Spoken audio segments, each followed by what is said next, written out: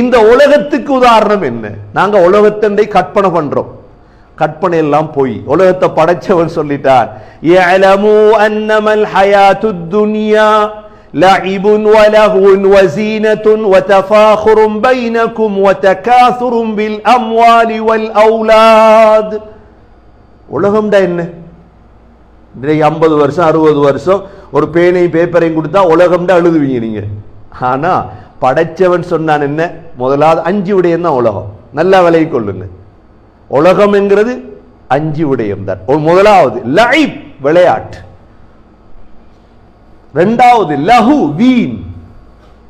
மூன்றாவது ஜீனா, கலஸ், கலஸ் காட்டுறது. நாலாவது தஃபாகுர், பெருமடிக்கிறது. பெருமை, நான் யாரு தெரியுமா, நான் யாரு.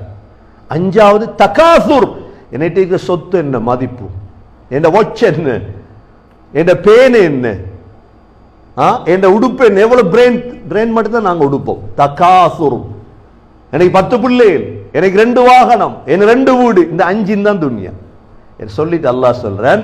இந்த துனியாவுக்கு உதாரணம் என்ன தெரியுமா? கமஸலில் கைஸின் அஅஜபல் குஃபார நபாது. மழை ஒன்று பெய்யுது. மழை பெஞ்சா என்ன நடக்குது? நல்ல மரம் எல்லாம் முளைக்குது. மரம் முளைச்சத்தை பார்த்து சந்தோஷப்பட்டப்படாது. ஏன்?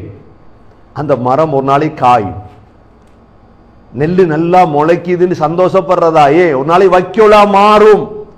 துனியா இருக்குதுன்னு சந்தோஷப்பட்டுறாதீங்க, அது ஒரு நாளைக்கு அழிய போகுது.